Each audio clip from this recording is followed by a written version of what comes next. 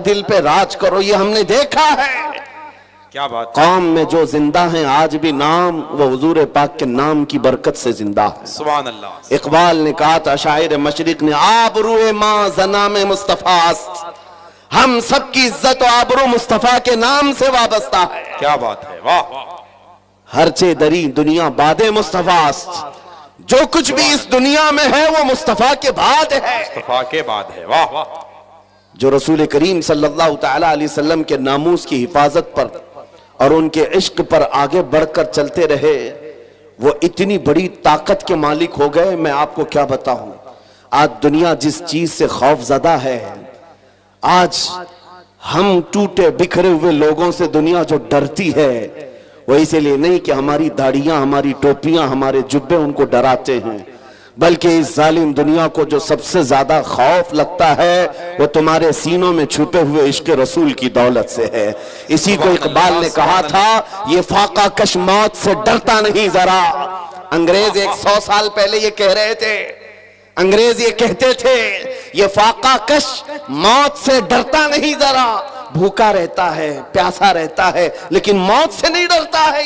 ये कैसा मुसलमान है। लेकिन इसको जो मौत से बेखौफ करती है वो चीज है क्या?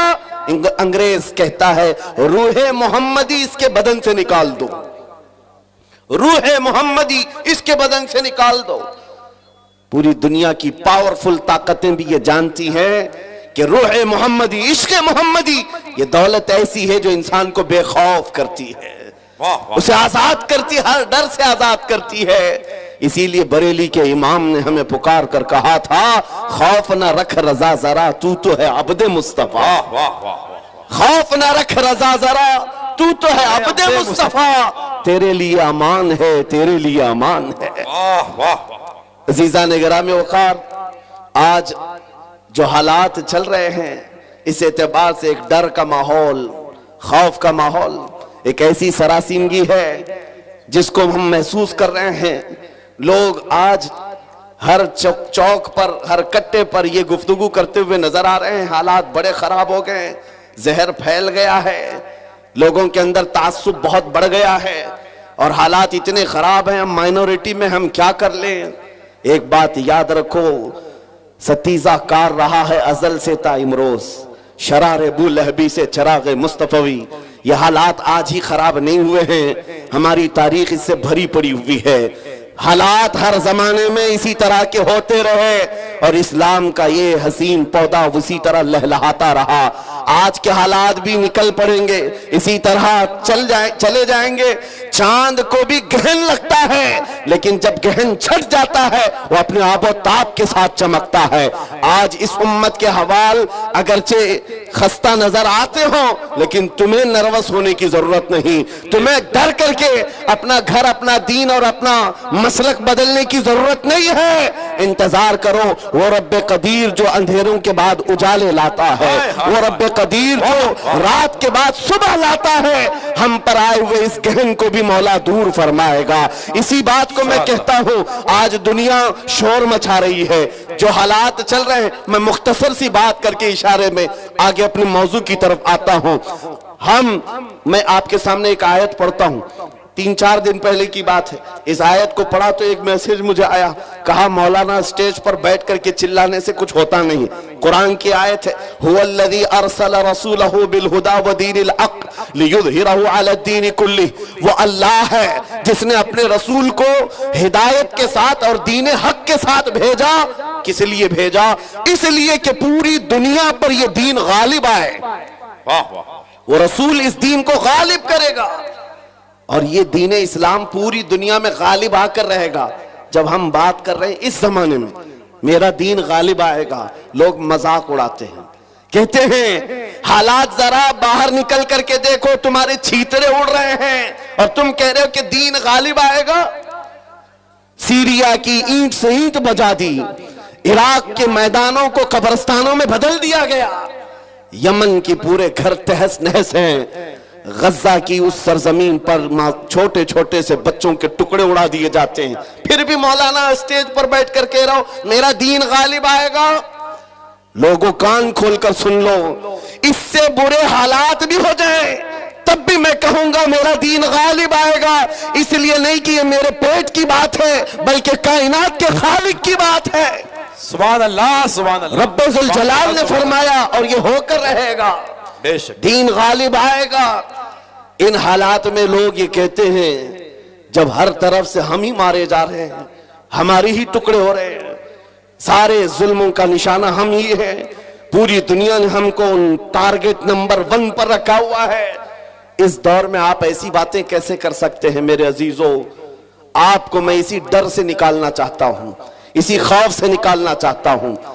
आपको पता है हम नए अंदाज के ये सारे हालात देखने वाली कौम से ताल्लुक नहीं रखते। हम तो उस कौम से ताल्लुक रखते हैं जहां 14 सदियों से हमारे बड़ों ने हमें करबला की दास्तानें सुनाई। क्या बात है, क्या बात है। हर जमाने में उलमा ने, हमारे माँ बाप ने करबला हमें सुनाया है। करबला सिर्फ मातम करने के लिए नहीं सुनाया जाता, सीना ठोक करके, सीना पीट करके रोने धोने के लिए नहीं सुनाया जाता। करबला हर साल इसीलिए सुनाया जाता है, ऐ उम्मत मुस्लिमा याद रखो, इस्लाम में कभी भी तादाद नहीं देखी जाएगी। जहां अहले हक होंगे अल्लाह की मदद होगी। करबला में अगरचे अहले बैत रसूलुल्लाह के घर के नौजवानों के टुकड़े हो गए थे, लेकिन पूरी दुनिया जानती है जीत उन्हीं की थी, जीत उन्हीं की थी। इसी तरह आज मैं कहता हूं, गज्जा को अगर जालिम जबरूती ताकतें मिलकर के तहस नहस कर डाले, उन 20 लाख मुसलमानों को मार कर खत्म करके सहरा भी बना दे, तब भी हम कहेंगे कि गज्जा के अहले हक ही जीत पाए हुए हैं, फतह उन्हीं की है। इसलिए कि ये हालात गुजर जाएंगे, फिर ऐ कुत्तों थोड़ी देर का इंतजार करो, कुछ देर की खामोशी है, फिर शोर आएगा। आज कुत्तों का वक्त है, कल हमारा दौर आएगा। सुभान अल्लाह, अल्लाहु अकबर, या रसूल अल्लाह, जिंदाबाद, जिंदाबाद, वाह वाह, माशाअल्लाह, सुभान अल्लाह, सुभान अल्लाह, सुभान अल्लाह, सुभान अल्लाह। तवज्जो, मैं बात अब नामों से रिसालत के मुतालिक अर्ज करता हूं। जिसने इस टॉपिक को पकड़ लिया, हुजूर पाक की इज्जत को, और वो अपनी जिंदगी में उसकी अहमियत को समझ लिया, मेरे अजीजों, सिर्फ फिर वो बुलंदियों का ही सफर करता है, फिर वो उरूज की तरफ है, और उसकी ताकत का लोहा पूरी दुनिया मानती है। मैं चंद मिसालें आपके सामने रखूंगा। जानते हो, खुलफाए राशिदीन में सबकी अपनी फजीलतें हैं, लेकिन खलीफा दुव्वम फारूक आजम सैयदना उमर इब्न खत्ताब रदी अल्लाह ताला अन्हु के जलाल का और उनकी अजमत और हैबत का एक अलग अंदाज था। कैसर और किसरा भी थर थर कांपते थे, और वो नंगी पीठ पर पीपल के दरख्त के नीचे सोने वाला गुलाम रसूल, लेकिन पूरी दुनिया ताकत का लोहा मानती थी। वजह क्या है? वो इश्क रसूल से भरा हुआ सीना लेकर चलता था। उमर फारूक के पास सबसे बड़ी चीज क्या थी जानते हो? एक बार आपको जब अमीरुल मोमिनीन कहकर पुकारा गया, आपके आंसू निकल आए। लोगों से कहा, है लोगों सुनो, मैं अपनी हैसियत बताता हूं। मेरी हैसियत क्या है? मैं खत्ताब का बेटा उमर हूं। बचपन में मुझसे 2 बकरियां नहीं संभाली जाती, मेरे बाप से मैं रोज मार खाता था। मैं बकरियों को संभाल नहीं पाता, मेरे बाप मुझे रोज मारते थे। खत्ताब का बेटा वो उमर हूं, लेकिन आज इस दौर में 36 लाख स्क्वायर किलोमीटर पर तन्हा उमर की निगरानी है। मिस्र भी, फिलिस्तीन भी, इराक भी, शाम भी, यमन भी, अरब का यह हिजाज और नज्द का इलाका पूरा एक उमर इब्न खत्ताब की निगरानी में चल रहा था, जो इस दौर के तकरीबन 36 लाख स्क्वायर किलोमीटर की बात होती है। तन्हा निगरानी चल रही है, लेकिन उस उमर इब्न खत्ताब ने यह नहीं कहा, ये मैंने अपने ताकत के बलबोते तुम पर हुक्मरानी कायम की है, मैं अपने अदल के बलबोते तुम पर इस हुक्मरानी का तख्त बिछाया है। नहीं, लोगों से कहा, क्या है लोगों, ये जो आज मुझे हैसियत मिली है इसलिए नहीं कि खत्ताब का बेटा उमर हूं, इसलिए कि मोहम्मद अरबी का गुलाम उमर हूं। सुभान अल्लाह, सुभान अल्लाह। अपनी निस्बत जब हुजूर से मजबूत करें, दुनिया उसकी ताकत का लोहा मानती है। नामों से रिसालत की हिफाजत पर जो आए हैं मैदान में, अल्लाह करीम ने उनके बाजुओं को ताकत बख्शी है और कुफ्फार और मुशरिकीन के सीनों में उनका रौब डाल देता है। ये तारीख की सच्चाइयां बताती हैं। आपको पता है सैयदना उमर फारूक रज़ी अल्लाह तआला अन्हु का ये अजीम खिलाफत का जमाना, उनके मुतालिक जो लिखा गया आज भी मौजूद है।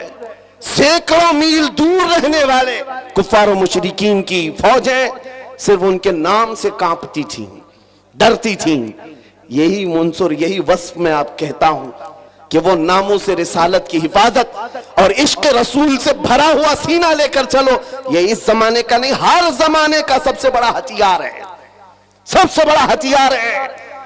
लोग आज ये कहते हैं, बाज लोग जो मेरे साथ हर जलसे में इन्वेस्टिगेशन करते भी रहते हैं, हर जगह चलते रहते हैं, कई मर्तबा हमारे इलाके में भी आए और वो बार बार हमसे ये इन्वेस्टिगेशन करते, आप चाहते क्या हिंदुस्तान में? जहां जा रहे हो ये पूरे मजमे को जमा कर रहे हो और जज्बे में और इनको जोश दिलाकर खड़ा कर रहे हो, क्या चाहते हो? उनको शायद ऐसा लगता होगा कि हम कोई बहुत बड़ी ऐसी तंजीम बना रहे हैं जो बम बांध करके कहीं उड़ जाए, उन्हें शायद ऐसा लगता हो। इसीलिए बार बार इस चीज की तलाश में सरगर्दा है। मैं खुल करके बयान करता हूं मेरे अजीजों, खुल करके। अभी हम अपने मुंबई में एक मरकज बना रहे थे तो साहब वहां तक पहुंची बातें, कुछ लोग कहने लगे ये कुछ सुरंग बना रहे हैं जिसमें जिहाद सिखाने वाले हैं। छोटा सा एक नामों से रिसालत के तहफ्फुज की खातिर एक मरकज बनाने की बात की तो ऐसी बातें फैलाए। याद रखो, हम सुरंग में नहीं सिखाते, खुले मैदान में सिखाएंगे। और वो भी कोई ऐसी वैसी तरबियत नहीं जिसकी मैं बात कर रहा हूं। हमारा मिशन क्या है मियां? मैं तो अपने नौजवानों से कहता हूं, चाकू छुरी तलवार बंदूक बारूद तो दूर है, तुम ब्लेड लेकर के भी मत चलो, इसलिए कि प्लास्टिक का ब्लेड भी तुम्हारे हाथ में होगा तो कल फ्रंट पेज पे तुम्हारा नाम आतंकवादियों के साथ। ये तो आज का मिजाज है। मैं जिस मिशन की बात कर रहा हूं वो बात इतनी है, छोड़ो ये सारे हथियार। वो हथियार क्यों नहीं अपनाते जो गरीब नवाज हिंदुस्तान आए थे तो लेकर के आए थे? वो सबसे बड़ा हथियार इश्क मुस्तफा की दौलत, हुजूर पाक सल्लल्लाहु तआला अलैहि वसल्लम की मोहब्बत कामिला। मैं जानता हूं जब अपना नौजवान इस दौलत से भरपूर और सरशार हो जाए तो इसका चलना फिरना देखकर ही कई कीड़ों को मौत आ जाए, यूं ही मौत आ जाए। आपको कुछ करने की जरूरत नहीं, तन्हा आप हुजूर पाक के इश्क में चलते फिरते एक शक्ल तो बन जाओ। कम से कम इसकी बुनियाद तो रखो कि दुनिया तुम्हें पहचानने के लिए तुम्हारा नाम ना पूछे। कभी कंफ्यूजन इतना बढ़ जाता है कि तुम्हारे नाम से नहीं पता चलता तुम कौन से दीन के हो, तो दुनिया फिर तुम्हारे बाप का नाम पूछती है। बाप के नाम पर भी कंफ्यूजन आ जाता है तो दादा का नाम पूछती है। पता नहीं चल रहा कौन से धर्म से ताल्लुक रखता है, इसका नाम राजा है, बाप का नाम बबलू है, दादा का नाम टीनू मीनू है, कहीं से कुछ समझ में नहीं आता।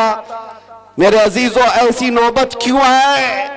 आपका नाम, आपके बाप दादा का नाम पूछ करके दुनिया यकीन करे। मैं कहता हूं हुजूर पाक की मोहब्बत में अपने आप को इतना सरशार कर लो, किसी गली से गुजर जाए दुनिया देख करके कहे मदीने की गली का गुलाम नजर आता है, ताजदार मदीना का गुलाम नजर आता है।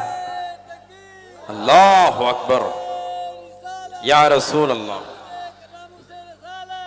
जिंदाबाद जिंदाबाद अल्लाह। और ये नामों से रिसालत की हिफाजत ये अल्लाह रब्बुल इज्जत की शान है। वो खुद अपने हबीब की इज्जत की हिफाजत करता है। आपको पता है कुरान पाक में एक दो नहीं कई आयतें जब जब कुफ्फार ने हुजूर की तरफ उंगली उठाई थी तो जवाब पहले रब्बुल आलमीन का था। अबू लहब ने कहा था मोहम्मद तुम्हारे दोनों हाथ टूट जाएं, नाऊज़ु बिल्लाहि मिन ज़ालिक। रब ताला ने जवाब में आयत नाजिल फरमाई तब्बत यदा अबी लहब। मोहम्मद सल्लल्लाहु अलैहि वसल्लम के नहीं, अबू लहब के दोनों हाथ बर्बाद हो जाएं। कुरान में आयत है, ये नबी पाक की नामोस की हिफाजत नहीं है तो और क्या है? ये दिफा है, डिफेंस है जो खुद रब्बे जुल जलाल फरमा रहा है। अबू लहब ने कहा था जब मेरे आका सल्लल्लाहु अलैहि वसल्लम के बेटे हजरत इब्राहिम का इंतकाल हो गया, हुजूर के 3 बेटे थे, तीसरे बेटे का जब इंतकाल हुआ तो ये बात फैलाई गई कि मोहम्मद सल्लल्लाहु ताला अलैहि वसल्लम की नस्ल खत्म हो गई, बेटों से नस्ल चलती है, ये तीसरा बेटा भी चला गया।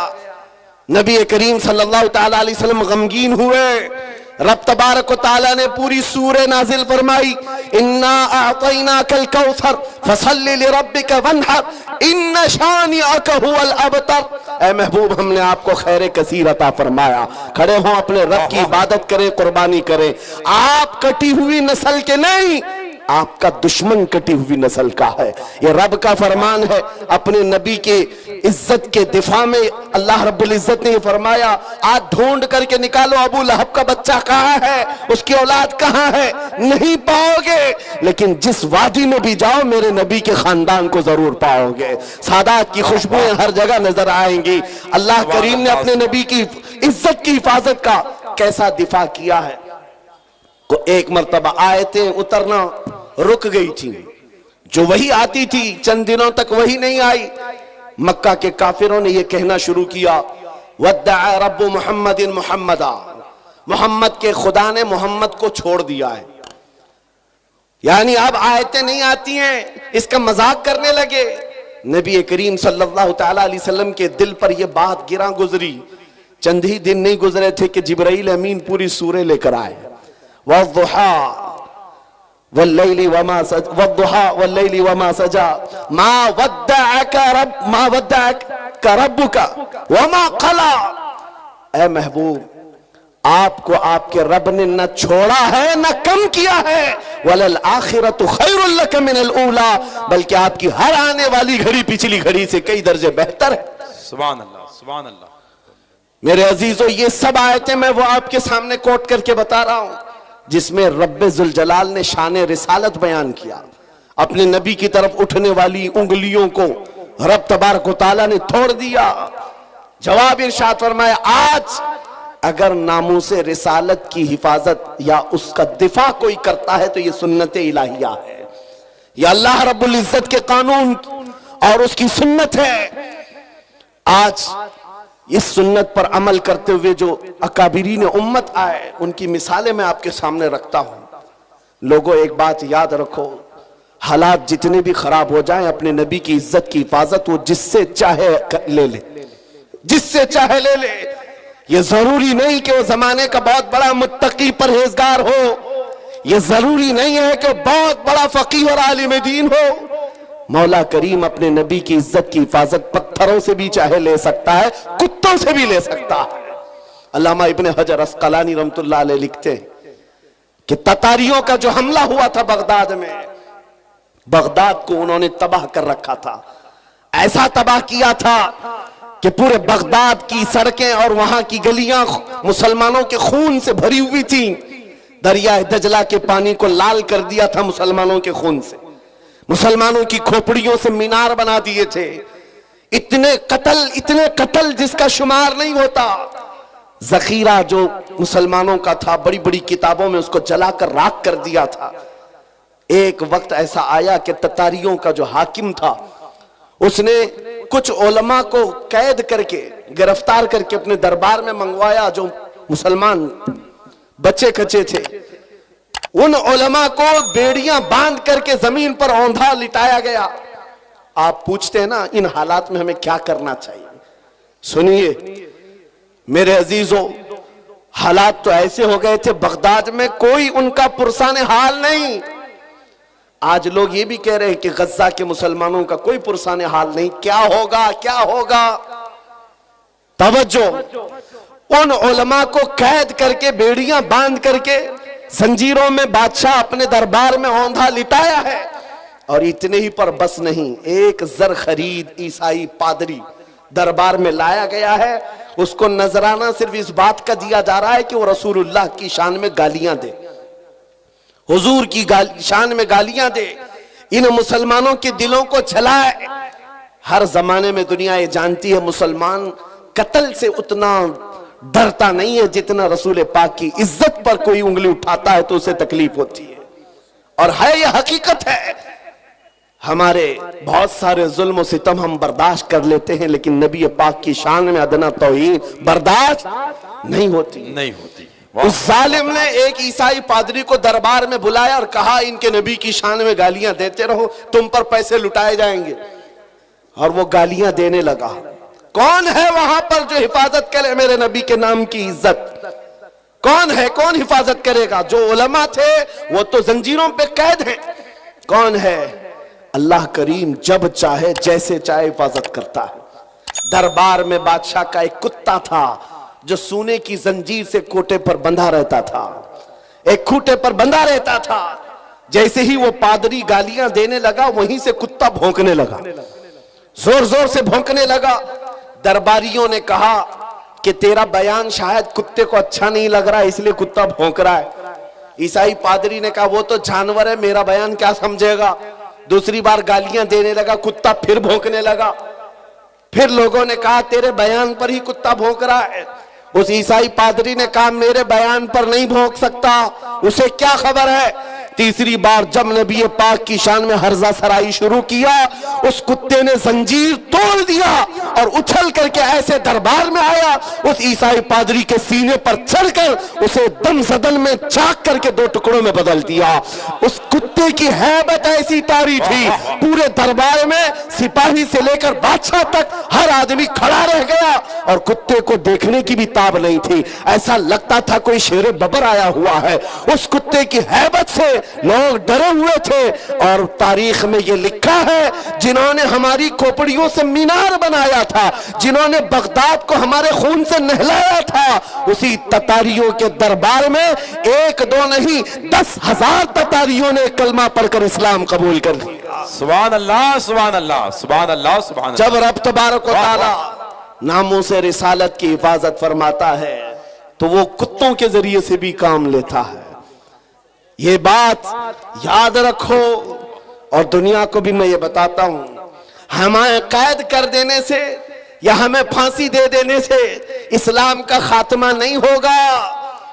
कुछ लोग ये समझते होंगे, आपको पता है तारीख में जब मुरादाबाद में किफायत अली काफी रहमतुल्लाह ताला अलैह को फांसी पर चढ़ाया गया था, अंग्रेज 8 दिन तक जश्न मना रहे थे। एक ऐसे मौलवी को हमने फांसी पर चढ़ाया है जिसकी जुबान चलती थी तो हजारों लोग उसे सुनते थे और पूरे लोगों में उसका एक रौब था। हमने उस मौलवी को खत्म कर दिया। मुसलमानों में एक खौफ पैदा हो जाएगा, डर पैदा हो जाएगा। अंग्रेज 8 दिन जश्न मनाए होंगे, लेकिन उन्हें खुदाई कानून मालूम नहीं। मुरादाबाद में फांसी पर चढ़ा रहे एक आशिक रसूल को और परवरदिगार आलम उसी मुरादाबाद के पड़ोस शहर बरेली में इमाम अहमद रजा को पैदा कर रहा है। वो ऐसा आशिक रसूल पैदा किया, जब वो जवान हुआ तो सिर्फ कलम से नहीं, सिर्फ जुबान से नहीं, बल्कि पूरी तहरीक छेड़ दी। और आज हालत ये है, अंग्रेज एक आशिक रसूल को फांसी पर चढ़ाकर ये समझते थे कि इश्क रसूल का खात्मा हो गया। नहीं, मुमकिन नहीं है। बरेली की जुबान फिर चली है तो ऐसे चली, खित्ता खित्ता आज बोलता है, डाल दी कल्ब में अज़मत मुस्तफा सय्यदी आला हज़रत पे लाखों सलाम। अज़ीज़ान गिरामी वक़ार, आज इन हालात को देखकर जो सरासीनगी है नौजवानों में, मैं 2 चीजें अर्ज करता हूं। सरकार सय्यदी हुजूर हाफिज मिल्लत रहमतुल्लाह ताला अलैह का फरमान मेरे वालिद गिरामी से मैं नकल करके आपके सामने रखता हूं, जो वो अपने शागिर्दों के दरमियान कहा करते थे, 2 चीजें अपनी जिंदगी में लाजिम रखो। किसी जालिम से डरना मत, किसी मजलूम पर अपना जबर या अपनी ताकत का इस्तेमाल नहीं करना, किसी कमजोर पर ताकत का इस्तेमाल नहीं और किसी जालिम से डरना नहीं। ये 2 चीजें लेकर के चलो, तुम्हारा कुछ नहीं होगा। कलमा तैयबा पढ़ा है और मेरे नबी की उम्मत में हो, मौत तो यूं भी किसी बिस्तर पर आनी ही है, और जब मौत आना ही है तो मेरे नबी की सुन्नतों पर आ जाए, हुजूर की मोहब्बत में आ जाए, क्या फर्क पड़ता है। अजीज़ान गिरामी वक़ार, इस जुमले को लेकर चले, खासकर आपके इस सूबे में, यहां लोगों को बिल्डोजर से डराया जाता है। मुसलमानों, एक छोटी मशीन से डरने वाली कौम तो नहीं हो। गैर कानूनी चीजों से बच जाओ, बिल्डोजर क्या कई इससे बड़ी मशीनें भी आए, तुम्हें हिलाना नहीं चाहिए। हाँ, ज्यादा से ज्यादा गैर कानूनी या फिर किसी तरह से अपने हवस के लिए मकानों को या दीवारों को गिराया जा सकता है, लेकिन मजबूत इश्क रसूल हो, इससे बड़ी ताकतें भी तुम्हारे सीने से इश्क रसूल नहीं छीन सकती। वाह वाह वाह, नहीं छीन सकती। बेशक बेशक। बस उस दौलत को बनाओ, उस दौलत को बनाओ जो छीनी नहीं जा सकती, जिसको आला हज़रत इमाम अहले सुन्नत फाजिल बरेलवी फरमाते हैं, ऐ इश्क तेरे सदके जलने से छुटे सस्ते। वाह, ऐ इश्क तेरे सदके जलने से छुटे सस्ते, जो आग बुझा देगी वो आग लगाई है, वो आग लगाई है। वाह वाह। बस उस इश्क की बात मैं करता हूं। वो अगर तुम्हारे पास है तो ये छोटी मोटी मशीनें क्या तुम्हारा बिगाड़ेंगी? घर तोड़ सकते हैं, या तुम्हारी जायदादें ले सकते हैं, या तुम्हें जेलों की सलाखों पर बंद कर सकते हैं। इतना अगर होता है तो आपको यह आदत डाल लेनी चाहिए, मुजफ्फर को मुक़य्यद न समझे सयाद, मेरी असीरी भी सुन्नत आबाई है। वाह वाह। अगर कैद हो भी जाए तो इतनी बात याद रखो, हमारी असीरी भी सुन्नत आबाई है। अजीजान गिराम औकात, नामूस रिसालत की हिफाजत पर जिन्होंने पहरा दिया है, उनकी चंद मिसालें मैं अर्ज कर रहा था। वो सहाबा इकराम रिदवानुल्लाह ताला अलैहिम अजमाइन, जिनकी हैबत का आलम यह था कि वो तन्हा जाते लेकिन दुनिया को खौफजदा करते थे। किस बात पर? अरे पैबंद लगे कपड़े पहनकर जा रहे हैं, पैरों में चप्पल नहीं है, हाथों में ऐसी तलवारें जिससे सब्जियां नहीं कटती, लेकिन उसके बावजूद हजारों की फौज में उनका रौब था। सैयदना खालिद बिन वलीद सैफुल्लाहिल मसलूल 125 जंगें अपनी जिंदगी में लड़ी, एक जंग में भी शिकस्त नहीं हासिल किया, शिकस्त नहीं हुई। उनकी एक तलवार का वजन 35 किलो का था, वो ढाल 40 किलो की, ये लेकर लड़ते थे और जिस मैदान में उतरते थे सफों की सफे दरहम बरहम। कौन नहीं जानता आज दुनिया में खालिद बिन वलीद का नाम, जिसको अल्लाह के रसूल ने सैफुल्लाहिल मसलूल कहा। लेकिन जानते हो, इतनी महारत ताम्मा, जंगी मैदान का एक ऐसा बतले जलील जो कभी शिकस्त का मुंह नहीं देखा, एक भरी जंग के दौरान अमामा गिर गया था। कुफार सामने हैं और तलवारें सोते हुए हैं, गर्दन पर तलवार आ सकती है। खालिद बिन वलीद तलवारों की परवाह नहीं कर रहे, उस अमामा को उठाने जा रहे हैं, अपनी पगड़ी उठाने जा रहे हैं। और दोनों काफिर वहां जो आपकी गर्दन के पास थे वो देखकर हैरत में रह गए।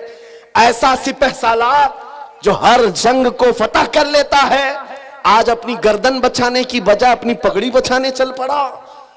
ये तो जंग के हुनर नहीं होते, एक छोटा सिपाही भी ऐसी गलती नहीं करता। खालिद बिन वलीद बड़े इत्मीनान के साथ अपनी पगड़ी उठा ले और अपने सर पर रख लिया। और उन काफिरों ने पूछा, हम तो तुम्हें बहुत बड़ा माहिर सिपह सालार समझते, लेकिन तुमने आज ऐसी गलती की है जो एक छोटा सिपाही भी नहीं करता। हम अपनी तलवारें, नंगी तलवारें तुम्हारी गर्दन तक ला चुके थे और तुम उस पगड़ी के पीछे भाग रहे थे, अभी गर्दन अलग कर देते हम।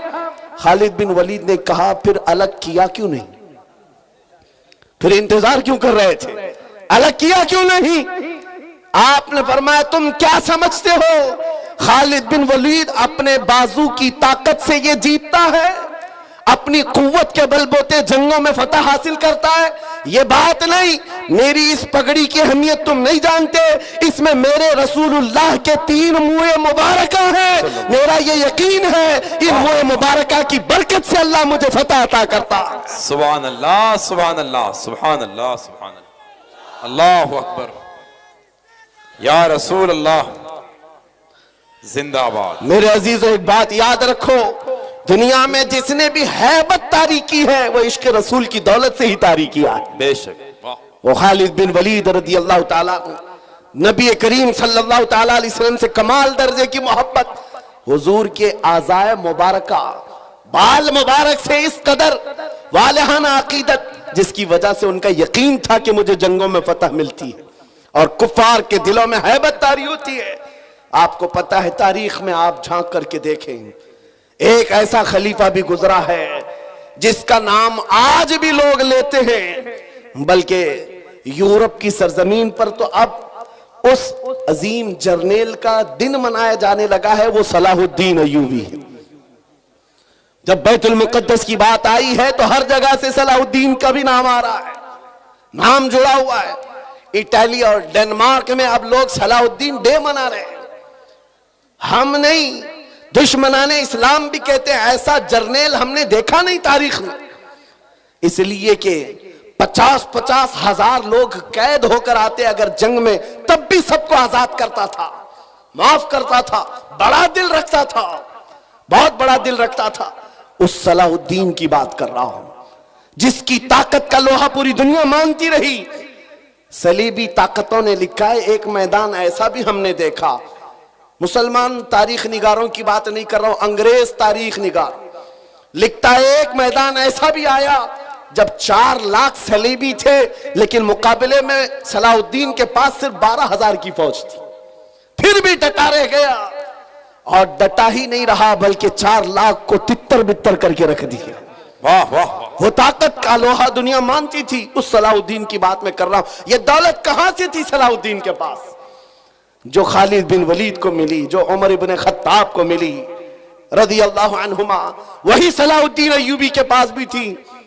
बुर्निस नाम का एक ऐसा ईसाई सिपह सालार था जिसने मुल्के शाम में कुछ मुसलमानों को गिरफ्तार किया जो हज पे जा रहे थे, औरतों को जलील किया, उनको कोड़े मारे, उनका माल लूट लिया।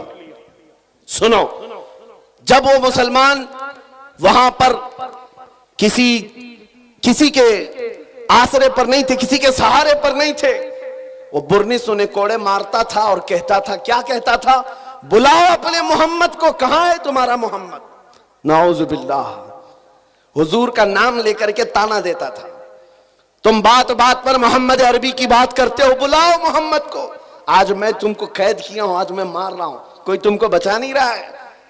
ऐसे जब हालात आ जाएं तो मेरे अजीजों ये मत समझना कि अल्लाह के रसूल की मदद नहीं आती, आती है, इम्तिहानों से गुजारा जाता है।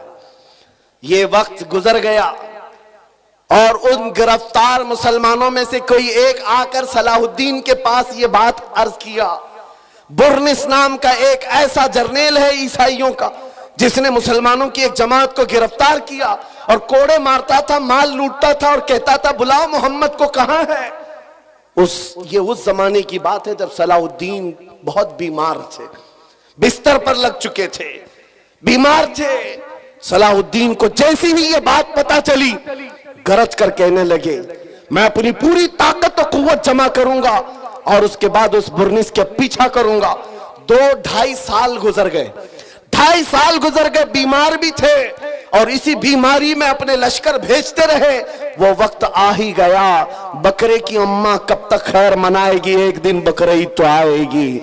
उस बुर्निस को सलाहुद्दीन की फौज ने गिरफ्तार किया और वो गिरफ्तार होकर जब कैदी बनकर सलाहुद्दीन के पास लाया गया, सलाहुद्दीन अय्यूबी की आंखें शोले बरसा रही थी। अपनी हाथ में तलवार लेकर के आए और पूछा, क्या कहता है बता बुर्निस।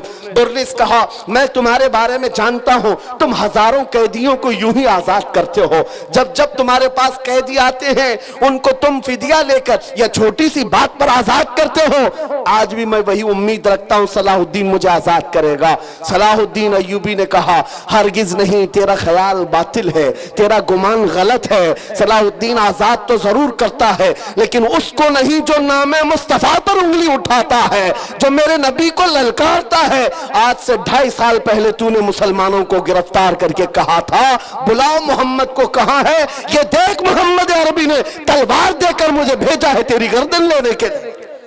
वाह वाह, कौन है तो तुझे बचाएगा। या रसूल अल्लाह। वाह मेरे अजीजों, सलाहुद्दीन अय्यूबी ने तारीख में की सच्चाइयों में ये वाकया ऐसा रकम किया कि आज हमको ये समझ करके चलना चाहिए, हमारे हर मसले में समझौता किया जा सकता है, हुजूर की इज्जत के मामले में कोई समझौता नहीं किया जा सकता।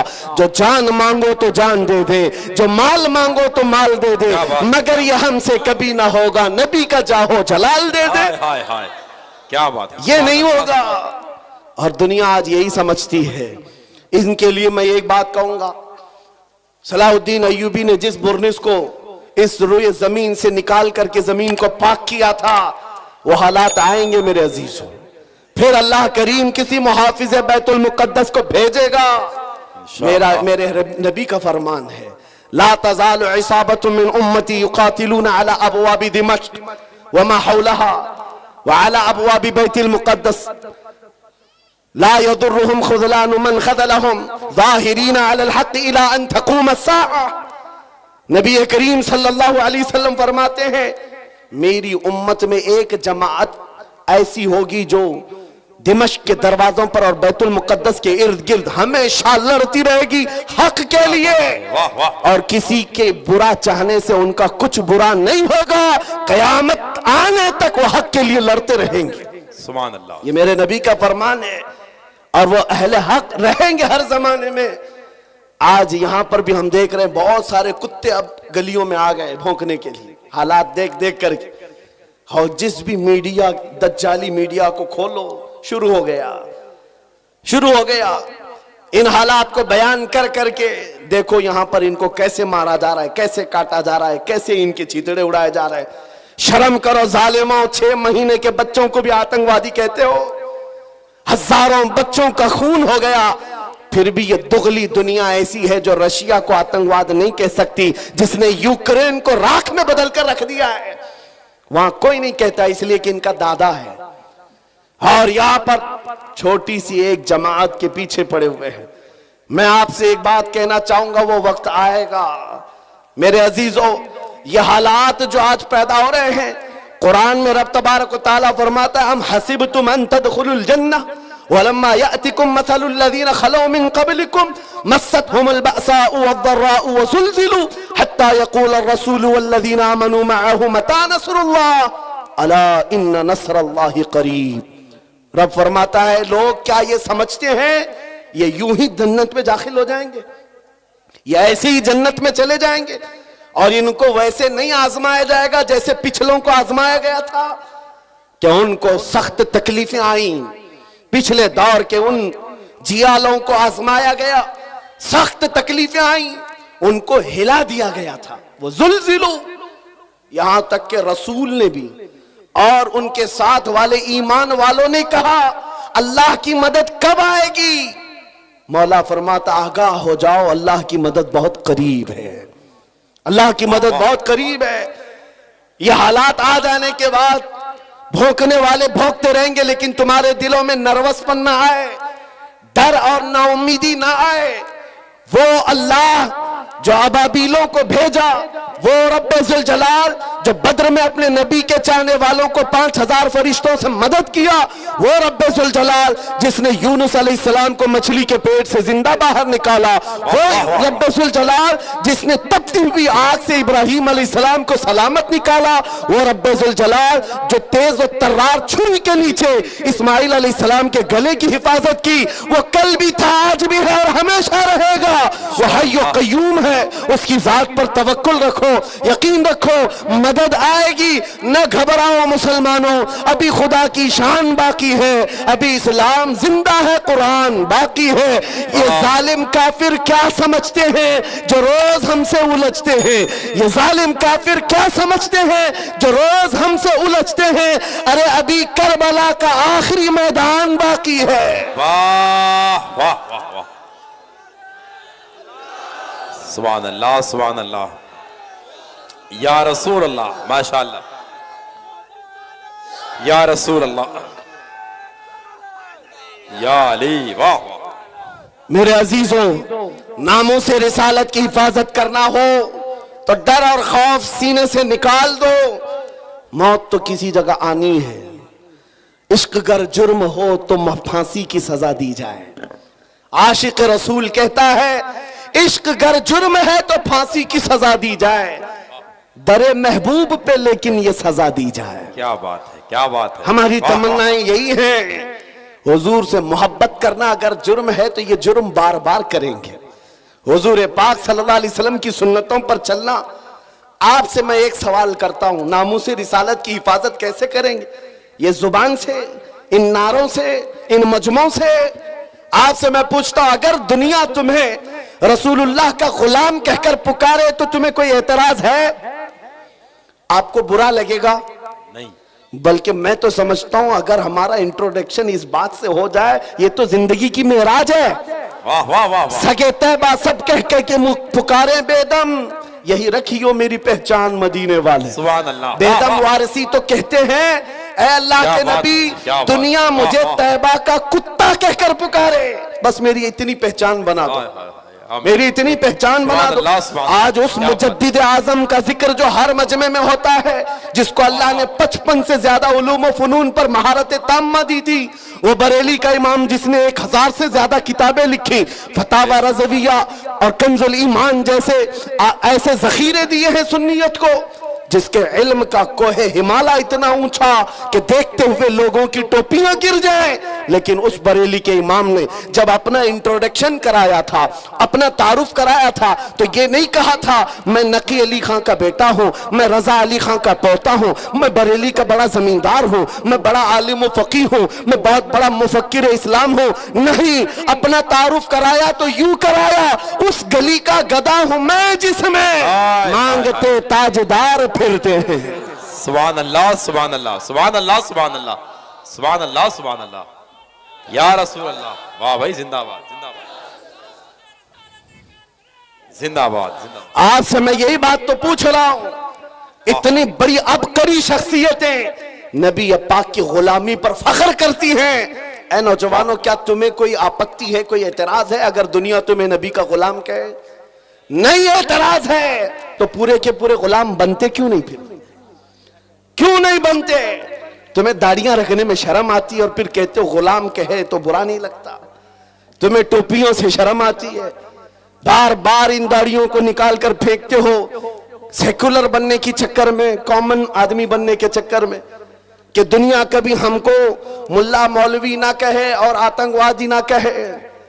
याद रखो मेरे अजीजों, चंद दिनों पहले एक ऑटो ड्राइवर हमारे पास आए, उन्होंने पूछा था, हजरत इस जमाने में भी दाढ़ी रखना वाजिब है? इस जमाने में भी हालात बहुत खराब हो चुके हैं, कुछ मसलहत के साथ कुछ नहीं किया जा सकता? मैंने कहा इस जमाने में ये वाजिब और बढ़ गया है, ये वाजिब बढ़ गया है, इसलिए कि जिसे तलवार नहीं चुभती उसे दाढ़ी चुभती है आज। लेकिन हम चुबाने के लिए नहीं रखते। मैंने उनसे कहा, साहब आपको तकलीफ किस बात की है? उस दुनिया में जी रहे हो जहां लोगों को चोटी रखने में शर्म नहीं आती, तुम्हें दाढ़ी रखने में क्यों शर्म आए? लोगों को बालियां पहनने में, चूड़ियां पहनने में शर्म नहीं आती मर्दों को, और तुम्हें नबी पाक की सुन्नतों पर क्यों शर्म आए? क्यों गुलामी पर एतराज है तुम्हें? जब नहीं है तो खुलकर मैदान में आओ और दुनिया को बताओ मेरे नबी से मेरा रिश्ता कल भी था और आज भी है, अपना सब कुछ गुंबद खजरा कल भी था और आज भी है। वाह, तो खुल करके गुलामी करो, खुल करके गुलामी करो, छुपा छुपा कर ये नहीं। आपसे पूछता हूं, तुम्हारा दीन सच्चा है या नहीं? यकीन के साथ कह रहे हो? तुम्हारा खुदा सच्चा है, तुम्हारा नबी सच्चा है, अल्लाह की किताब कुरान सच्ची है? जब तुम्हारा यकीन है खुदा भी सच्चा, रसूल भी सच्चा, दीन भी सच्चा, किताब भी सच्ची, जिसका सब सच्चा, उसे इस तरह डर कर जीना जेब नहीं देता। सर उठा कर जियो और दुनिया को बताओ मेरा ताल्लुक किसी मुजरिम कौम से नहीं, मेरा ताल्लुक उस हबीबे कायनात से है जिसका चलना फिरना देखकर चांद और सूरज भी रश्क किया करे, जो महबूबे खुदा है। मेरे अजीजों, बात सिर्फ इतनी है, हमने अपने हाथों खुद अपनी तबाही की। शायर ने बहुत पहले कहा था, दीवार क्या गिरी मेरे खस्ता मकान की, लोगों ने आने जाने का रास्ता बना लिया।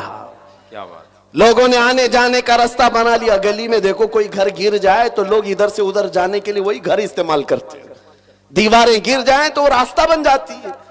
हमने अपनी इत्तेहाद को और अपने अखलाक को अपने हाथों तोड़ दिया। आज दुनिया हमारे साथ फुटबॉल खेल रही है, इधर से उधर, उधर से इधर। जिस दिन तुम मजबूत हो जाते तो उस इकबाल के शेर को याद करो, बहुत सच्ची बात कही थी शायर मशरिक ने, उनके जो हम गुलाम थे खल्क के पेशवा रहे, उनके जो हम गुलाम थे खल्क के पेशवा रहे, उनसे फिरे जहां फिरा फिर आई कमी वकार में। हमारी इज्जतों में कमी आई है तो उस डोर के टूटने से या कमजोर होने से जो डोर हमारी मदीने तक चली जाती थी। आओ ऐ नौजवानों, बेखौफ होकर मेरे मुस्तफा की सुन्नतों को आम करो। नामूस रिसालत की हिफाजत जुबान से नहीं अमल से होती है, अमल से होती है। मेरे आका ने फरमाया मन तमस्सक बिसुन्नती इंद फसाद उम्मती फलहु अजरु मिअति शहीदिन। हुजूर ने फरमाया ऐसा जमाना जब आ जाए कि उम्मत में फसाद हो या बुरा जमाना आ जाए, उस वक्त जब रसूलुल्लाह की सुन्नतों को खत्म किया जा रहा हो, तुम में से कोई एक जियाला मर्द उठे और हुजूर की एक सुन्नत को जिंदा करे, अल्लाह उसे 100 शहीदों का सवाब अता करता है। नामूस रिसालत की हिफाजत की जिम्मेदारी है नौजवानों तुम्हारे कंधों पर है, सिर्फ स्टेज पर बैठे हुए उलमा पर नहीं। तुम क्या समझते हो माइक से बोल करके हुजूर की इज्जत की हिफाजत की जाएगी? नहीं, तुम हर जगह हर गली में जब भी निकलते हो नारे लगाते हो इस्लाम जिंदाबाद, इस्लाम जिंदाबाद। इतने नारे लगते हैं तुम्हारी जुबानों से, लेकिन दिल से पूछो इस इस्लाम जिंदाबाद के नारे को तुम कितना स्वीकार करते हो अपने घर में? तुम अपनी बीवियों पर इस्लाम क्यों नहीं पसंद करते? तुम अपनी बेटियों पर अपने बेटों पर इस्लाम क्यों नहीं पसंद करते? जरा शादियों में जाकर माहौल देखो, वहां इस्लाम जिंदाबाद कहां चला गया? वहां वो आवारगी, वो बेपर्दगी। अजीजा ने गिरामी वकार कौलो अमल में एक हो जाओ। अगर इस्लाम से मोहब्बत करते हो तो अपने घरों से मोहब्बत करो, माहौल ले आओ। दुनिया आज तुम्हारे साथ जो खेल रही उसकी वजह यह है तुमने अपने कल्चर अपने अखलाक को निकाल कर फेंक दिया अपने घरों से। सुबह उठ करके गाने लगाना, अपने घरों में बड़े बड़े टीवी स्क्रीन लगाकर बच्चों की तरबियत टीवी सीरियल और फिल्मों से करना, यह तुम्हें ज़ेब नहीं देता, जिसकी वजह से आज बच्चों के हाथ में कुरान नहीं ताश के पत्ते आ गए। आज हमारे उन नौजवान बच्चों को हम देख रहे हैं जो रात भर गली के नुक्कड़ पर बैठकर इंटरनेट चलाता है और गेम खेलते खेलते सुबह कर देता है। ये वो नौजवानों के हाथ हैं जिनके हाथों में तकदीर थी, एक ऐसी तकदीर थी कि ये मक्का से निहत्ते निकले थे तो पूरी दुनिया में छा गए थे, पूरी दुनिया में छा गए थे। कोई ताकत इनका रास्ता नहीं रोक सकती थी। मैं तुम्हें याद दिलाता हूं हमारे असलाफ कौन थे, हमारे बुजुर्ग, हमारे पुरखों की तारीख क्या थी। हमारे पुरखों की तारीख तो ये थी, टल न सकते थे जंग में अगर अड़ जाते थे, पांव शेरों के भी मैदान से उखड़ जाते थे। अरे हक से सरकश हुआ कोई तो बिगड़ जाते थे। तोप क्या चीज है, तेग क्या चीज है, हम तो तोप से भी लड़ जाते थे। वाह वाह, हमारे असलाफ वो थे। दश्त तो दश्त है दरिया भी न छोड़े हमने, बहरे जुल्मात में दौड़ा दिए घोड़े हमने। आ गया दिया जाने कभी यूरोप के कलीसाओं में तो कभी अफ्रीका के तपते हुए सहराओं में। आ गया ऐन लड़ाई में गर वक्त नमाज, किबला रूहों के जमीन बोस हुई कौम हयास। एक ही सफ में खड़े हो गए महमूद आयास, न कोई बंदा रहा न कोई बंदा नवा। यह हमारे असलाफ की तारीख थी जो तुम भुला बैठे हो। आज नामूस रिसालत की हिफाजत की बात बार बार तुम्हें याद इसलिए दिलाई जा रही है, तकरीरों से कम अपने अमल से ज्यादा हो सकता है। नामूस रिसालत की हिफाजत के लिए ऐ नौजवानों तुम कमेटियां बनाओ। मैंने बहुत सारे खिचड़े कमेटियां देखी, नियाज कमेटियां हैं, चादर कमेटियां हैं, गागर कमेटियां हैं, उर्स कमेटियां हैं, अखलाक रसूल कमेटी क्यों नहीं, जो हर नौजवान उठ करके ये अहद करे दुनिया भौंकती है तो भौंके, इस जमाने में भी मैं मेरे नबी का वफादार हूं और उनकी सुन्नतों को लेकर चलूंगा। याद रखो नौजवानों, जब तुम्हें कोई कहता है तो तुम ये कहते हो अभी तो जवानी है मौलाना, ऐश करने दो, अभी अभी हम जवान हुए हैं, थोड़ा सा एंटरटेन करने दो, हमारी लाइफ को एंजॉय करने दो। याद रखो जवानों, तुम कुफ्फार और मुशरिकीन की इक्तिदा करने के लिए नहीं भेजे गए, तुम उनके मुकल्लिद बनाकर नहीं भेजे गए। तुम उनकी जिंदगियों पर अपनी जिंदगियों को ना नापो। अगर कोई नंगा घूमता है तो तुम्हें उस पर फर्क नहीं पड़ना चाहिए। अगर कोई अय्याशी के अड्डे पर बैठा है तुम उसे ना देखो। तुम कौन हो? खैर उम्मत हो। तुम कौन हो? नबी पाक की अमानत हो। तुम्हारा मसलक, तुम्हारा मजहब, तुम्हारा मशरब क्या होना चाहिए जो ताजुश शरिया बदरुल तरीका ने हमें सिखाया था। जिंदगी ये नहीं किसी की किसी के लिए, जिंदगी है नबी की नबी के लिए। ना समझ मरते हैं जिंदगी के लिए, अरे जीना मरना है सब कुछ नबी के लिए, नबी के लिए। वाह वाह, ये हो जाए हमारा जीना मरना हुजूर के लिए हो, धड़कने नबी के लिए हो। आपको पता है मैं जो बात अर्ज कर रहा था वो सिर्फ इतनी थी कि हुजूर के इश्क में वो दौलत है। हमने आशिकों को पूरी दुनिया में ऐसा देखा है कि उनके खौफ और उनके रौब से दुनिया कांपती रही। माजी करीब की बात आपने सुना होगा, तुर्की के सुल्तान अब्दुल हमीद सानी का नाम। ऐसा खलीफा इस्लाम, ऐसा सुल्तान जिससे यूरोप कांपता था। पूरे अब्दुल हमीद के जिंदगी में एक टुकड़ा बैतुल मुकद्दस के इर्द गिर्द मांगने के लिए यहूदियों की नाक रगड़ गई। उस खलीफा इस्लाम ने 1 इंच जमीन भी उनको नहीं दी थी। आपको पता है उसकी जिंदगी में कितने मंसूबे बनाए गए थे उन्हें कत्ल करने के, उनको खत्म करने के, खिलाफत उस्मानिया को तोड़ने के लिए मशरिक और मगरिब एक हो गए। लेकिन जानते हो वो रौब और दबदबा ऐसा था अब्दुल हमीद का, ऐसा था। फ्रांस ने एक मर्तबा हुजूर की गुस्ताखी पर मबनी फिल्म रिलीज करने का मंसूबा बनाया, एक फिल्म बनाना था। जैसे ही सुल्तान अब्दुल हमीद को यह खबर मिली, पैगाम सिर्फ इतना भेजा कि अरे फ्रांस के लोगों बाज आ जाओ, नबी पाक से हमारा ऐसा रूह का रिश्ता है, ऐसा ईमान का रिश्ता है कि हम में से कोई मुसलमान इस चीज को बर्दाश्त नहीं करेगा। अगर तुम इस फिल्म के रिलीज करने से बाज नहीं आओगे, खलीफा इस्लाम अब्दुल हमीद सानी ने कहा था, पूरी दुनिया को लाकर मैं तुम्हारे सर पर फोड़ दूंगा। और ऐसा खौफ था, ऐसा डर था। फ्रांस ने उस वक्त जो अपना मंसूबा बंद किया तो आज तक वो फिल्म नहीं रिलीज कर सका। ये 150 साल पहले की बात कर रहा हूं। उस वक्त की ये यूरोपीय ताकतें खौफ खाती थी, थर्राती थी अब्दुल हमीद से। किस वजह से? अब्दुल हमीद की फौज बहुत बड़ी थी, अब्दुल हमीद का जहन बहुत बड़ा था। नहीं, अब्दुल हमीद का इश्क रसूल कमाल का था। क्या बात है, क्या बात है। इश्क रसूल कमाल का था। मदीने तैयबा से जब उन्होंने ट्रेन चालू की थी इस्तांबुल तक के लिए, जब इंजन को चलाया तो इंजन आवाज करने लगा। अब्दुल हमीद ने कोड़ा मारा, शहर रसूल में इतनी बुलंद आवाज। अब्दुल हमीद को वो भी पसंद नहीं था। वो नबी पाक के शहर की हुर्मत और इज्जत रखने वाला। मैंने जितनी मिसालें दी हैं याद रखो, उमर इब्ने खत्ताब की, खालिद इब्ने वलीद की, सलाहुद्दीन अय्यूबी की और खलीफा अब्दुल हमीद की, ये वो मिसालें मैं तुम्हारे सामने रख रहा हूं जो सबके पास अगर कोई दौलत थी तो इश्क रसूल की दौलत थी, जिससे उन्होंने पूरी दुनिया को जेर कर दिया था और सबके सामने अपनी ताकत का लोहा मनवा लिया था। उस अब्दुल हमीद के बारे में जानते हो, जिसने इश्क रसूल में ऐसा भरा हुआ सीना अपने पास रखा था। उसके जमाने का एक गरीब आदमी, तारीख में बताया गया है, मुफलिस था, काजी ने उसको जेल सुना दिया था, इसलिए कि कई लोगों से वो कर्जा लिया था और कर्जा नहीं दे पाता था। कर्ज खाहों ने काजी के पास मुकदमा किया, ये गरीब आदमी हम सबसे कर्जा लेता है, वापस नहीं करता है। काजी ने 3 दिन का टाइम दिया, कर्जे वापस कर दे नहीं तो जेल में डाल दूंगा। वो रोता हुआ अपने घर जा रहा था, एक बुजुर्ग मिले, कहा तेरे मसले का हल ये है कि हुजूर की बारगाह में रो रो करके बयान कर, कुछ न कुछ मदद आएगी, कुछ न कुछ मदद आएगी। रात को गया, वो रोता हुआ बारगाह मुस्तफा में फरियाद करता हुआ सो गया।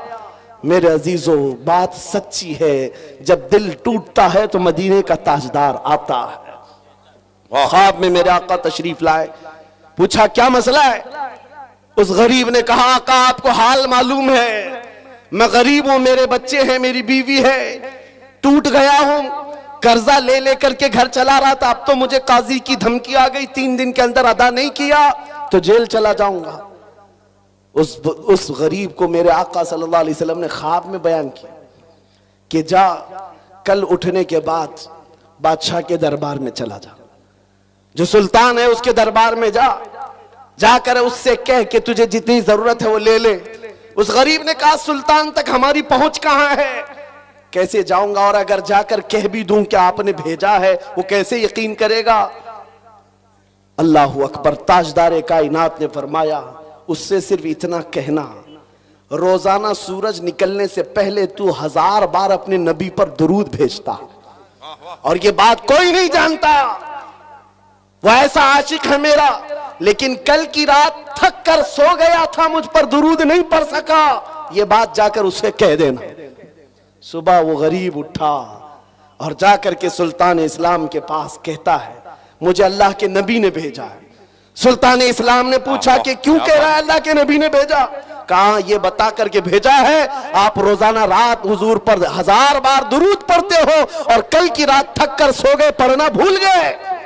सुल्तान अपनी कुर्सी से खड़ा हो गया, कहा ये बात तो मेरी बीवी को भी नहीं मालूम, ये राज था, और अगर तुझे मालूम है तो यकीनन मेरे मुस्तफा की बशारत आई है। आज तो मेरे वारे नियारे हैं, खजाने सब खुले हैं, जितना माल चाहे ले जा, इसलिए कि यकीन वो आ गया है, हम यहाँ से पुकारे वो वहां से सुने। मुस्तफा की समाअत पे लाखों सलाम। वो नबी जो सुनते हैं, सुन करके फरियाद को पहुंचते हैं। उस गरीब ने जितनी जरूरत थी वो माल ले लिया और अदालत में आकर के काजी से कहा, काजी साहब उन कर्ज खाहों को बुला लीजिए, मैं अपना कर्जा अदा करता हूं, मुझे सुल्तान की तरफ से ये इनाम मिला है।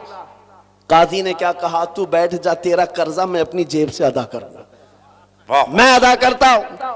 इस गरीब ने कहा, कल तो आप धमकी दे रहे थे और आज अपनी जेब से अदा करने की बात कर रहे हैं। काजी ने कहा, कल मैं तुझे नहीं पहचानता था, फैसला सुनाकर घर गया तो ख्वाब में रसूलुल्लाह को देखा, मेरे आका ने तेरी तरफ दिखा करके मुझे कहा, ऐ काजी दुनिया तेरे पास बहुत है, इस गरीब की मदद कर, कल क़यामत के दिन अल्लाह जन्नत में तुझे महल अता करेगा, लिहाजा तू अपनी जेब से नहीं, मैं अपनी जेब से अदा करूंगा। जितने कर्ज ख्वाब बैठे थे उन्होंने ये माजरा देखा, खड़े हो गए, कहा काजी साहब ना आप अदा करेंगे ना वो अदा करेगा, और भी कर्जा चाहे तो हम और देंगे, इसलिए कि इसकी हैसियत हुजूर की बारगाह में इतनी हमें मालूम नहीं था। वो जितने कर्जदार जो था उस दरबार से उठता है, ना उसे 1 रुपया देना पड़ा, ना किसी को मनाना पड़ा, बल्कि प्लस उसको सुल्तान की तरफ से खजाना भी मिला। वहां दरबार से निकला और झूमता हुआ कहने लगा, इतना दिया सरकार ने मुझको जितनी मेरी औकात नहीं, ये तो उनका करम है, वरना मुझ में तो ऐसी बात नहीं। मेरे करीम से अगर कतरा किसी ने मांगा, दरिया बहा दिए हैं, दुर्बे बहा दिए हैं। इस वाक़े को मैंने सिर्फ इसलिए आपके सामने बयान किया। वो सुल्तान कौन था जिसका 1000 बार का दुरूद रोजाना का मामूल था? वो खलीफा अब्दुल हमीद सानी था, जिसका रौब दबदबा ऐसा था कि आज के दौर के 50 मुल्कों पर वो तन्हा हुकूमत करता था। आज 50 कंट्रियों में बट गया यूरोप, उनमें तन्हा हुकूमत थी अब्दुल हमीद की। मेरे अजीजों, आप क्या समझते हैं? ताकत और कुव्वत उसी इश्क़ मुस्तफ़ा का नाम है, उस मोहब्बत मुस्तफ़ा का नाम है। आज बड़े बड़े लीडर बैठे हुए हैं, अरे तेल की जायदादें इतनी हैं, ये सऊदी, ये इमारात, ये बहरीन, ये कतर, ये वो अमीर अरब के देश हैं जो तेल पी पी करके मर जाएंगे, एक लुकमा फिलिस्तीनियों को खिला ना पाएंगे, और ना ही इनसे कोई दुनिया खौफजदा है, दुनिया उनसे डरती भी नहीं। क्यों? ऐसे पट्टू हैं कि उनकी जुबानों में हमारी जुबान रखी गई है, दुनिया जानती है, यूरोप को, अमेरिका को मालूम है, लेकिन इन बड़े बड़े ताकतवर देशों से नहीं डरने वाला यूरोप, हमने अभी 4-5 साल पहले देखा है, व्हील चेयर पर बैठ करके खिताब करने वाले खादिम हुसैन से यूरोप थर्राता था, डरता था, और बार बार ये कहता था कि इनकी तकरीरों को बंद करो। हम सोचते हैं जिसके पैर में तकलीफ हो, खड़ा नहीं हो सकता, व्हील चेयर पर बैठकर लब्बैक का नारा लगाता है, यूरोप की धरती भी हिलती हुई नजर आती है। पता ये चला, ताकत और कुव्वत तख्त और ताज का नाम नहीं, फौज का नाम नहीं, बादशाही ताज का नाम नहीं, ताकत और कुव्वत हकीकत में इश्क़ मुस्तफ़ा का नाम। वाह वाह वाह,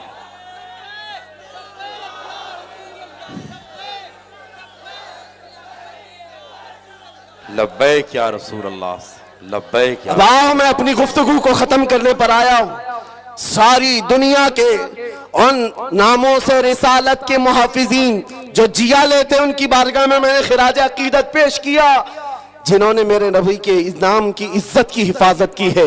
वो सैयदना उमर इब्न खत्ताब हो, सैयदना खालिद इब्न वलीद हो, सैयदना सलाहुद्दीन अय्यूबी हो, या सुल्तान अब्दुल हमीद सानी हो, या वो उन जर्नेलों की बात मैं कर रहा हूं जिनकी ताकत का लोहा पूरी दुनिया मानती थी, लेकिन उन सब के पास एक ही ताकत थी, वो इश्क़ रसूल की थी।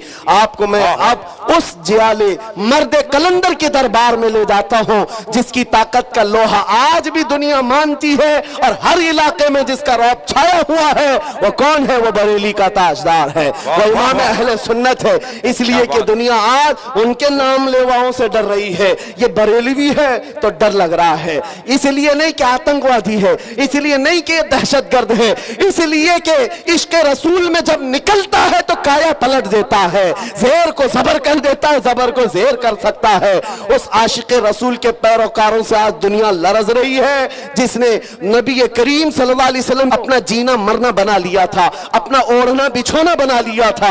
आपको पता है आज हमारे मजमों में आला हजरत के नारे लगते हैं, तो इसलिए नहीं कि बड़हेज कबीले का बहुत बड़ा पठान था या बहुत बड़ा जमींदार था, इसलिए मसलक के आला हजरत और इश्क मोहब्बत के नारे नहीं लगते, बल्कि नारे सिर्फ इसलिए लगते हैं उस इमाम अहले सुन्नत ने जिंदगी भर हमारे दिलों को जो इश्क रसूल पिलाया है, भरा है। जब जब मकाम इस तरह का आया कि कुत्ते हुजूर की शान में भौंक रहे थे, अपने जैसा कह रहे थे, पीठ पीछे का इल्म नहीं, पागलों बच्चों के इल्म के बराबर कहते रहे, तब बरेली का इमाम नामूस और रिसालत की हिफाजत करते हुए बढ़ चढ़ करके कहा था, कुत्ते क्या कहते हैं इससे कोई परवाह नहीं, हम तो नबी की बारगाह में कहते हैं सरवर कहूं के मालिक व मौला कहूं तुझे, बाग़े खलील का गुले ज़ैबा कहूं तुझे, अल्लाह रे तेरे जिस्म मुनव्वर की ताबिशे, ऐ जाने जाम जाने तजल्ला कहूं तुझे, तेरे तो वस्फ ऐब तनाही से हैं बरी, हैरा हूं मेरे शाह मैं क्या क्या कहूं तुझे,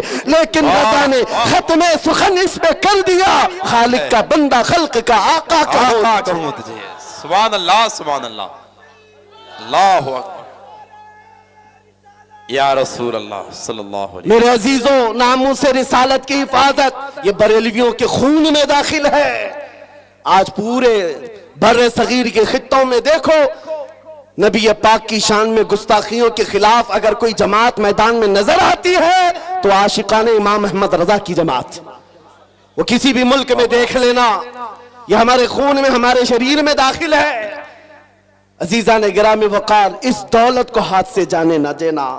उस इमाम ने हमें बहुत समझाया था, ऐ नौजवानों, जिस दुनिया में तुम जी रहे हो यहाँ हालात ऐसे हैं, आंख से काजल साफ चुरा ले, यहाँ वो चोर बला के हैं, तेरी गठरी ताकी है और तूने नींद निकाली है। याद रखना, सोना मत, बेदार रहो। जिन चोरों के बीच तुम जिंदगी गुजार रहे हो, यहाँ तो ये आंख से काजल चुरा लेंगे, तुम्हें पता ना चल सके।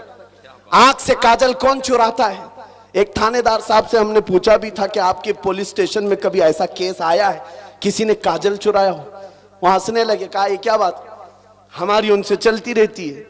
मैंने कहा हमारे इमाम इश्क मोहब्बत ने कहा है, आंख से काजल साफ चुरा ले, यहाँ वो चोर बला के हैं ऐसे चोर। कौन चुराता है? मेरे अजीजों, उस आशिक रसूल की जुबान सुनो। काजल का मतलब वो डब्बी वाला काजल नहीं, तुम्हारी आंखों में हकीकत में जो काजल है वो इश्क रसूल का है, हुजूर की मोहब्बत का काजल। ये चुरा लिया जाएगा तो फिर तुम कुछ नहीं रहोगे, जिंदा लाशें हैं। इसलिए अपनी धड़कनें ऐसी बना लो। आज के बाद मुबारकपुर वालों, आप आइडियल है पूरे हिंदुस्तान के लिए, आप नमूना है हिंदुस्तान के लिए। कल को कोई तुम्हारे किरदार पर उंगली उठाकर यह ना कहे, पूरी दुनिया को इल्म पिलाने वाला अशरफिया जहां है, वहां के लोग बदकिरदार हैं या बदअखलाक हैं। चिराग के तले अंधेरा कैसा है? लिहाजा मैं आपसे कहता हूं, तुम्हारी जिम्मेदारी दुगनी है, डबल हो जाती है। अखलाक रसूल की हिफाजत, नामूस रिसालत की हिफाजत मुबारकपुर वालों की दोहरी जिम्मेदारी है। आप आगे बढ़ो और आज से माहौल तब्दील करो। किसी भी गली से गुजरे, यहां से गाने की धुन पर सुबह ना हो रही हो, रात को बाजे गाजे, इन तमाम चीजों से रातें ना हो रही हो, बल्कि मुबारकपुर की गलियों से गुजरे तो ये पैगाम होना चाहिए, बच्चा बच्चा कहे मैं सो जाऊं या मुस्तफा कहते कहते, खुले आंख सल्ले अला कहते कहते। जब ये मिजाज बन जाएगा, ऐ नौजवानों, हर ताकत तुम्हारे सामने हेच नजर आएगी, हर बड़ी कुव्वत तुम्हारे सामने हेच होगी। बस इस चीज को अपना मेयार बना लो। आज ले उनकी पनाह, आज मदद मांग उनसे, कल ना मानेंगे कयामत में अगर मान गया। अपना मसलक इतना बना लो, उन्हें जाना उन्हें माना, न रखा गैर से काम, लिल्लाहिल हम्द मैं दुनिया से मुसलमान गया। मुझे पता है हम बदकिरदार हो गए, अखलाक में ढीले हो गए, गुनहगार हो गए, लेकिन आज भी हिंदुस्तान की सरजमीन के कई इलाके में दौरे करके आ गया। 6 महीने में तकरीबन 150 जलसों से खिताब किया होगा। हर जगह नौजवानों को देखा जज्बात में मेरे नबी को वैसे ही पुकार रहे हैं। पता ये चला सारे मुसलमानों का, ये हमारे सुन्नियों का इश्क रसूल में डीएनए एक ही है। क्या बात है, सुभान चाहे अल्लाह, मशरिक सुभान का हो, मगरिब का हो, शिमाल का हो, जुनूब का हो। क्या बात है, क्या आप जाओ बंगाल की खाड़ियों में, गुजरात की जमीन में, तमिलनाडु केरला की सरजमीन पर या कश्मीर में, मुबारकपुर से जो आवाज आ रही है लब्बैक या रसूल अल्लाह, हर जुबान पर है, आज हर जुबान पर है। ये इस बात की गम्माजी करता है, इस बात की अलामत है कि इश्क रसूल अभी मरा नहीं है, क्या बात, सीनों में है। अमल से कोरे हो गए, अमल से दूर हो गए। हुजूर के लिए आज भी जान देने के जज्बात रखते हैं, है या नहीं आप? हुजूर के नाम पर और उनकी इज्जत पर बात आए तो अपनी गर्दनों का नजराना लेकर हाजिर है। माशाअल्लाह। हर बंदा चाहता है मैं अपने नबी के लिए जीता हूं और उनके लिए कुर्बानी देता हूं। एक सवाल करता हूं, गुफ्तगू समेट रहा हूं, हुजूर के नाम पर अपनी गर्दनें कुर्बान करने तैयार हैं? हाथ भी उठाओ, जुबान से भी बोलो। जान और गर्दन बहुत बड़ी चीज है। नबी के नाम पर जब तुम गर्दन दे सकते हो, उनके नाम पर कुछ गुनाहों को छोड़ क्यों नहीं सकते? क्या बात है, वाह वाह। कुछ बुराइयों को छोड़ क्यों नहीं सकते उनके नाम पर? गर्दन बहुत बड़ी चीज है, जान दे सकते हो। चंद लत जो पड़ी हुई हैं, आदतें जो पड़ी हैं, इनको क्यों नहीं ठुकराते? आज से आयत करो, मेरे कानों में गाने की धुन नहीं बजेगी, सुनूंगा तो इश्क रसूल के नगमे सुनूंगा। सुभान अल्लाह। आज ये तमन्ना करके हम जाते मेरे अजीजों, हमारा खुलासा कलाम यही है कि कभी आपने, जवानी गुजर गई, बहुतों के बुढ़ापे आ गए, क्या ये तड़प आई है अब तक कि दुनिया की रंगीनियां बहुत देख लिया, हसीनाएं बहुत देख ली, हुस्न भी देख लिया, रंग भी देख लिया, इन आंखों को कभी आपने ये तमन्ना की कि मौला एक बार तेरे हबीब के चेहरे का जलवा भी देख लूं? मैं समझता हूं जिस दिन तुम्हारे दिलों में ये तड़प पैदा हो जाए, तुम खुद ही नामूसे रिसालत के लिए खड़े हो जाओगे, हिफाजत के लिए। ना तुम्हें तकरीरों की जरूरत होगी, ना नसीहत की, तुम खुद ही अपना रास्ता तय कर लोगे। जिसके दिल की धड़कनें बढ़ जाए, मुझे मेरे नबी को देखना है, तो वो बंदा हर घड़ी यही कहता रहता है, मेरे आका आओ कि मुद्दत हुई है, तेरी राह में आँखियां बिछाते बिछाते, तेरी चाहतों में, तेरी हसरतों में बड़े दिन हो गए घर को सजाते सजाते, मेरे आका आओ कि मुद्दत हुई है। सुना है आप हर आशिक के घर तशरीफ लाते हैं, मेरे घर में भी हो जाए चरागा या रसूल अल्लाह, मेरे घर में भी हो जाए चरागा या रसूल अल्लाह। जिसके दिल की ये तड़प बढ़ जाती है, फिर उसका जीना बदल जाता है, उसकी जिंदगी के दस्तूर बदल जाते हैं। दीवाना दुनिया उसे कहती है, लेकिन दीवाना अपने दीवानगी में जिन मंजिलों को तय कर रहा होता है, वो दुनिया जानती ही नहीं। इसलिए तड़प पैदा करो, हमें अब जीना है तो कैसे जीना है बताता हूं। उस इमाम अहले सुन्नत के इस पैगाम के जरिए से बताता हूं कैसे जीना है। अब अपनी हवस पर नहीं जीना, अपनी मर्जी से नहीं जीना, अपने ख्वाहिशात की तकमील के लिए नहीं जीना, अपने नफ्स को पूरा करने के लिए नहीं जीना, मुझे जो चाहिए वो चाहिए, ये बातें नहीं, बल्कि अब जीना है तो यूं जियो। ताजदार मदीना को हाजिर और नाजिर जानते हो तो उस नबी की तरफ तवज्जो करके यूं कहो जो बरेली के आशिक ने हमें सिखाया है, या रसूल अल्लाह, दहन में जुबान तुम्हारे लिए, बदन में है जान तुम्हारे लिए, हम आए यहाँ तुम्हारे लिए, उठे भी वहां तुम्हारे लिए, बने तो जहां और जमीन और जमा सब मेरे नबी के लिए है, तो जिंदगी भी नबी की, जिंदगी भी सब नबी के लिए है। ये जीना सीख लो। धड़कनें जब तुम्हारी तेज हो जाए, इश्क रसूल में ये वजीफा पढ़ते जाओ जो सरकार मुफ्ती आजम हिंद ने हमें सिखाया है। कुछ ऐसा कर दे मेरे किरदगार आंखों में, हमेशा नक्श रहे रूए यार आंखों में, उन्हें न देखा तो किस काम की है ये आंखें कि देखने की है सारी बहार आंखों में। जिन्होंने ये तमन्ना की है, मेरे नबी ने उनको अपनी सखावत से अता भी किया है। जानते हो आप, जानते हो आज ये तमन्ना करना इसलिए मैं सिखा रहा हूं तुम्हारी आंखों को अगर हया मिल सकती है तो इस तमन्ना से मिलेगी। हुजूर को देखने की तमन्ना पैदा कर लो, ये गंदी तस्वीरें देखना तुम्हारी आंखों से वैसी ही दूर हो जाएंगी। रात की तन्हाइयां हो, मोबाइल का स्क्रीन हो या टीवी के ये पर्दे हो, जब तुम्हारे सामने बेहयाई की नंगी तस्वीरें रक्स करने लगे, तुम खुद ही उससे किनारा कशी इख्तियार करोगे और दिल से पुकार कर कहोगे, नहीं, ये तस्वीरें मेरे आंखों को ज़ेब नहीं देती, मैंने आंखें बचा रखी हैं हुस्ने मुस्तफा देखने के लिए, आमीना के लाल को देखने के लिए। अखलाक संवर जाएंगे, तुम खुद ही नामों से रिसालत की हिफाजत के रास्ते पर चल पड़ोगे। तमन्ना पैदा करो, वो तमन्ना जो इमाम अहले सुन्नत ने बरेली में जाकर के किया था, जो पीर महर अली गोलड़वी ने हुजूर की बारगाह में किया था। पाकिस्तान पंजाब के इलाके के पीर महर अली बारगाह मुस्तफा में हाजिर हुए, यूं कहा, या रसूल अल्लाह, एक बार मैं माथे की आंखों से आपको देखना चाहता हूं। सुबह कहा, दोपहर में कहा, रात में कहा, तलब थी, कहते रहे, जियारत तो नहीं हुई। वहां फिर आपने ये कहा था, कितने महर अली कितने तेरी सना, गुस्ताख आंखें कितनी जा अड़ियां। कहा, ऐ महर अली, तेरी आंखें कहां है और तूने क्या तलब कर लिया, क्या तलब कर लिया? इतनी बड़ी चीज को देखने की बात की, कहां तेरी आंखें और कहां का मुतालबा? ये कहकर के नमनाक आंखों से गुजर गए थे। मदीने से निकलकर बदर के रास्ते मक्का जा रहे थे, बीच में वादी हमरा एक इलाका आता है। असर की नमाज अदा किया, सलाम फेरा, वहां बोसीदा इमारतें हैं, पुरानी दीवारें हैं। पीर महर अली कहते हैं, वहीं जलवा मुस्तफा को मैंने अपनी जाहिरी आंखों से देखा।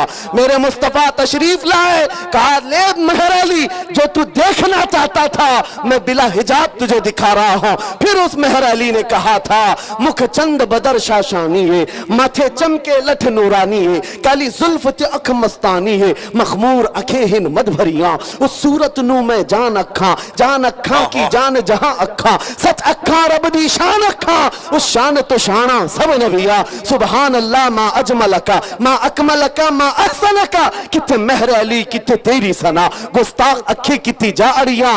तलब किया, मेरे आका ने अता किया।